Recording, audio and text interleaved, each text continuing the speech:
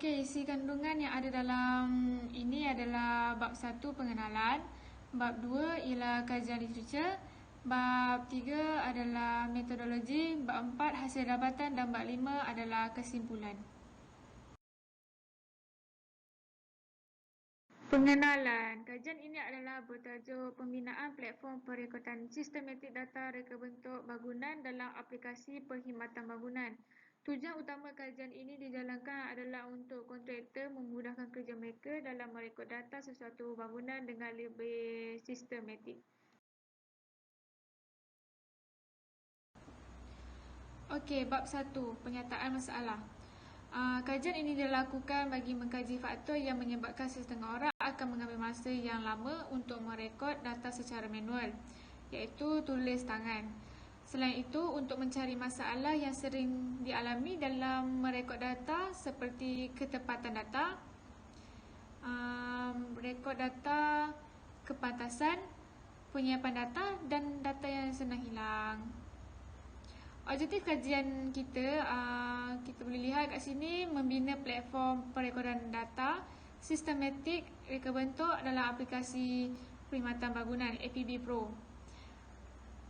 Kedua, mengenal pasti keberkesanan penggunaan platform perekodan sistematik data reka bentuk dalam aplikasi perkhidmatan bangunan di kalangan kontraktor. Skop kajian ialah fokus kajian ini adalah terhadap masalah yang sering dialami untuk merekod data. Kajian akan dilaksanakan dengan hanya menumpu kepada merekod data bangunan, iaitu reka bentuk pencahayaan, reka bentuk elektrik dan reka bentuk penyaman udara untuk disimpan data-datanya ke dalam aplikasi ini. 2. Kajian literature. Kajian literature ialah kajian yang dilakukan berdasarkan teori-teori yang benar dan digunakan pakai dalam bidang berkaitan dengan kajian seperti jurnal, artikel, buku dan kajian surat khabar. Oleh itu, dalam bab ini beberapa teori yang berkaitan dengan kajian ini akan diutarakan seperti menggunakan aplikasi, kemudahan internet dan sebagainya.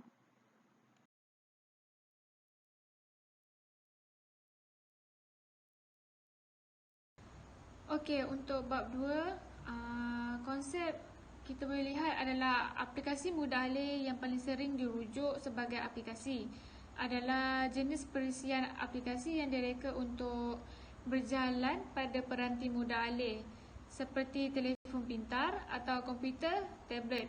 Aplikasi mudah alih sering digunakan untuk menyediakan penggunaan dengan perkhidmatan serupa kepada mereka yang diakses pada PC. Komponen. Aplikasi mudah alih adalah jenis komponen atau kawalan yang dibina secara asli ke dalam kerangka kerja. Peranti mudah alih atau komputer bimbit adalah peranti pengkomputeran yang cukup kecil untuk ditahan dan dikendali di tangan. Biasanya, mana-mana peranti komputer pegang tangan akan mempunyai antara muka interface, skrin rata, LCD atau LED. Menyediakan antara muka skrin bersentuh dengan butang digital dan papan kekunci atau butang fizikal dengan papan kekunci fizikal. Kajian terdahulu. Kajian terdahulu yang terdapat disamakan dengan aplikasi ini adalah aplikasi pemberitahuan perakaman ulang data peserta program. Aplikasi pemberitahuan perakaman ulang data peserta menggunakan API pada TestPen diharapkan dapat membantu memudahkan penyampaian informasi pada peserta pensiun, mempercepatkan proses pendaftaran peserta pensiun dan mempercepatkan proses perakaman ulang data.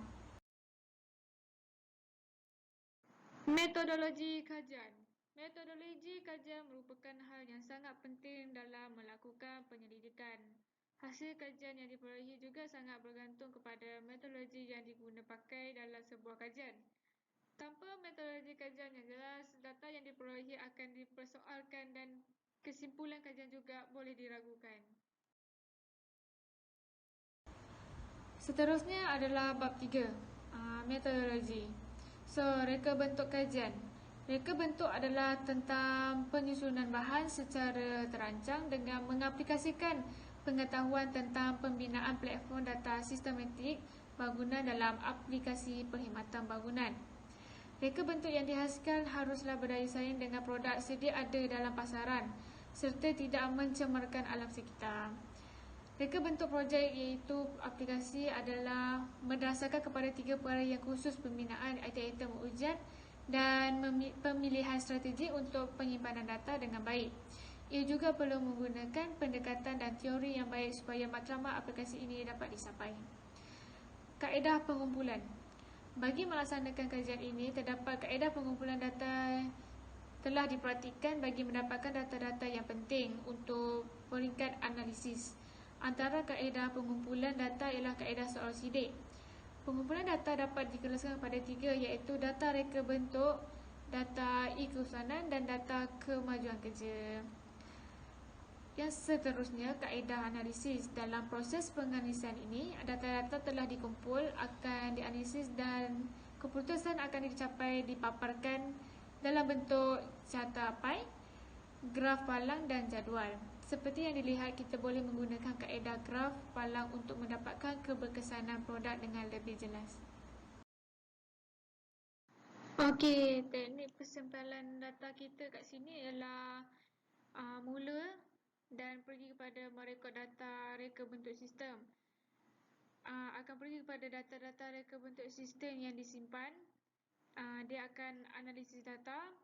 Paparan reka bentuk data akan keluar. Jadi dia akan terus hantar ke platform reka bentuk sistem kira-kira dan akhirnya tamat.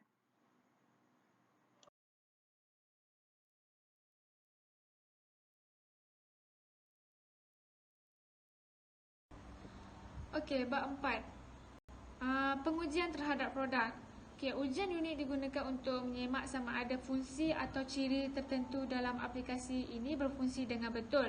Ujian penerimaan pengguna UAT dilakukan oleh pengguna aplikasi dan bukannya pembuat. Ujian ini adalah untuk memastikan bahawa apa yang telah dibina oleh pembuat adalah sepadan dengan keperluan yang pada awalnya diminta oleh pengguna. Hasil dapatan. Cara kami untuk memastikan keberkesanan penggunaan produk kami ialah dengan menggunakan borang soal sidik dan ambil data yang diberi.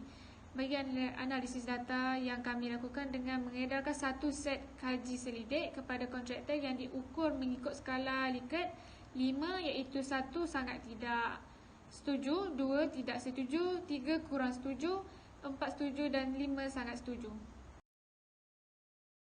Okey, yang terakhir bab 5, kesimpulan.